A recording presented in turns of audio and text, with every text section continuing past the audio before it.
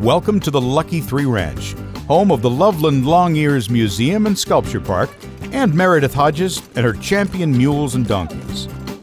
The Lucky 3 Ranch is a 127-acre working hay farm that was established in 1980. Starting with a small 10-acre rundown sheep farm, Lucky 3 Ranch has become synonymous with excellence in the breeding, training, and preservation of mules and donkeys, or as they are affectionately known, long ears.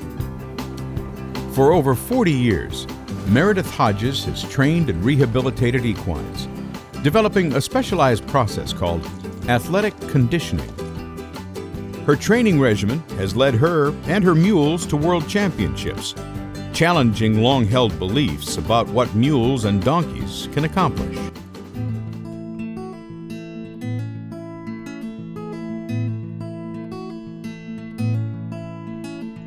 Meredith Hodges grew up in the wide-open spaces of Northern California. Inheriting her mother's love of equines, she developed a passion for Arabian horses and spent her childhood and teen years riding any chance she could. In 1973, her mother, Joyce Doty, established a ranch that became well known for its high-quality donkeys, horses, and their specially bred offspring. When Joyce asked her to work as a trainer at Windy Valley Ranch, Meredith knew next to nothing about mules.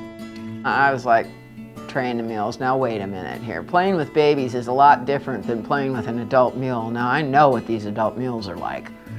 They're stubborn, they'll kick you, they'll bite you, they won't do what you want. I don't know if I even want to. I have an Arabian horse that I've been trying to train all these years, and she's bucked me off every single time I've ever ridden her. She quickly found that using the old-fashioned cowboy skills she'd learned from horse trainers just didn't work with mules. Meredith's education and training in psychology, particularly behavior modification, began to pay off with the animals when she started to understand the fundamental differences between mules, donkeys, and horses. Mules and donkeys could not be intimidated and coerced or mastered. In order to get results and develop a partnership, you must have mutual respect, clear communication, and take the training slowly and sequentially. In 1979, Windy Valley Ranch was sold, but Joyce gave the last donkey and mule foals as a gift to the young trainer. Meredith took the donkey, Little Jack Horner, and the mule, Lucky 3 Sundowner, along with her horses and her young family, to Loveland, Colorado, where they embarked on a journey that would turn a ramshackle sheep farm into a world-class ranch.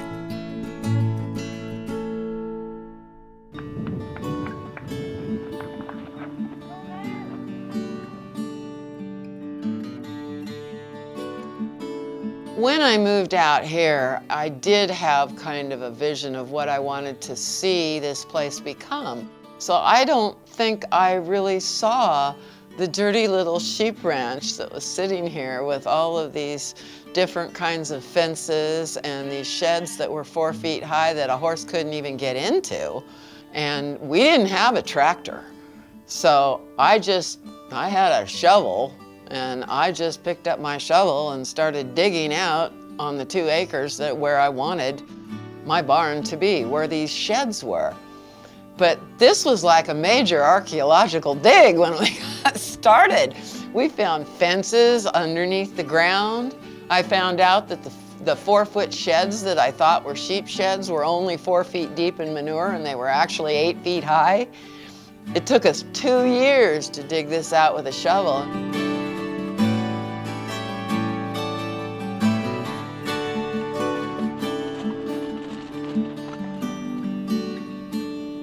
Meredith began training her animals in earnest and taking on clients.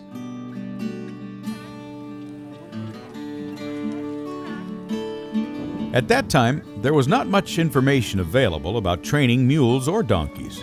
They were still being used mostly as work animals and only just beginning to compete in equestrian events. Meredith started experimenting with the training of her own animals.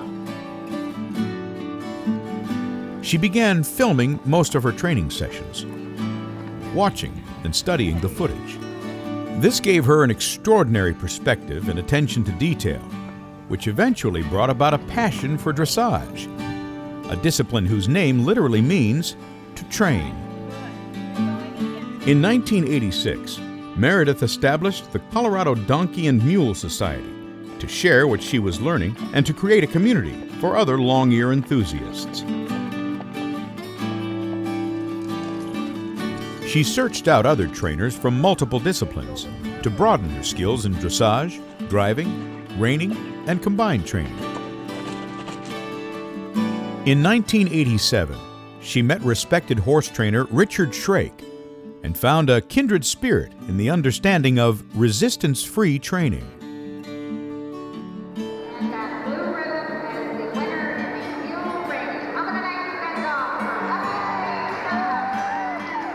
At the competitions that were open to mules at the time, she and her animals excelled, achieving world championships.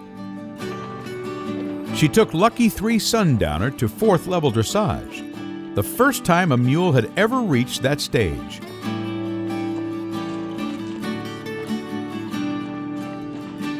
Believing that mules could and should compete against horses, Meredith petitioned the United States Dressage Federation to allow mules to compete alongside horses.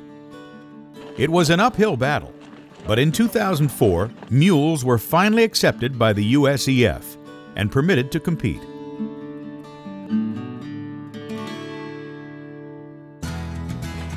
In 1993, at the Abbey Ranch Horse Trials, Lucky 3 May BCT took first place, competing against 56 horses. This win was a defining moment for Meredith. Maybe CT was the embodiment of her theory of athletic conditioning. B was not a mule born with the best conformation. Now, when you're breeding for mules, you ideally want to look at the same kinds of things as you would with horses. Just an overall good-looking conformation. But you don't always get that with mules. But when B came out, B was lower in the front than she was in the back. And through my dressage training, I learned that the motor comes from the back to elevate the front end, to lighten it up so you can do turns and everything. Well, poor B, being built downhill, had a horrible time trying to get her hindquarters underneath her. Meredith understood that creating an athlete took slow, sequential training that built muscle evenly, and that good posture and core strength were imperative. I remember we went to a clinic that Lindy was giving out at Abbey Ranch, and she pointed at a wagon and asked me to jump this wagon. And the wagon looked bigger than the mule. And I was like, "Are you sure B can get over that?" She says, "I've been watching you for 3 years. You will have no problem at all." She says, "Just have faith. You've had faith in that mule all this time." She says, just do the things that we've practiced and let her take it the rest of the way. Through grueling training over time, Meredith and B were able to win the 3-day event that combined dressage, cross-country, and jumping. B continued on to win world championships in jumping, driving, and side saddle.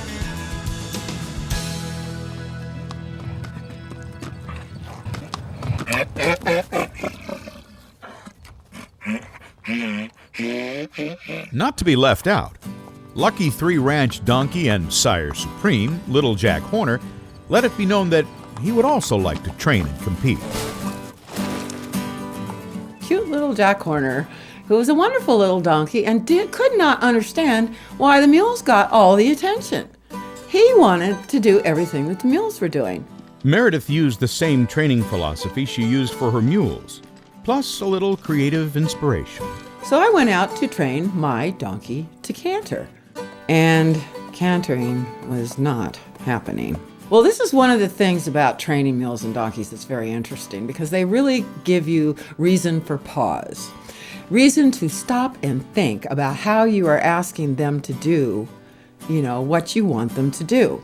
And I thought, what would motivate a male donkey? Might be a female horse. So I took all my broodmares and I put them in this pen at one end of the field, and I took little Jack Horner to the other end of the field, and I said, "Hey, look at them! You want to go?" And he goes, "Yeah!" And he took off cantering, and then he was running across the pasture to his mares. Little Jack Horner went on to perform second-level dressage, pole bending, keyhole racing, and driving. He is also the only formal jumping donkey in the world, jumping over 4 feet in exhibition.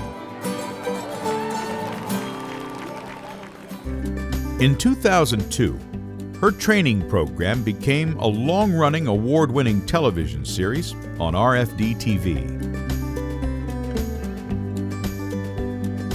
Believing that children are the key to dispelling myths and preconceived notions, Meredith created the character of Jasper the Mule.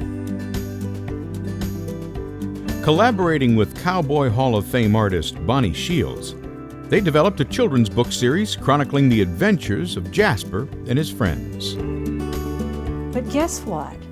My friend Meredith over here, she got ambitious. She got tired of doing workbooks. She wanted to do something fun for kids. So she started this Jasper idea.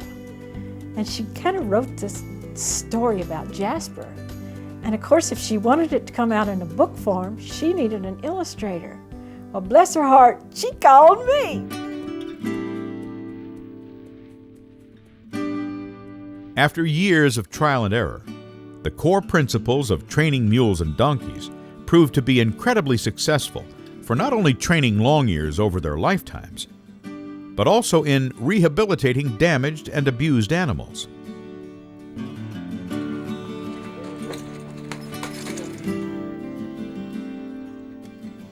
In 2010, Meredith rescued a pair of draft mules that were in danger of going to slaughter, determined to help them recover from years of abuse and neglect.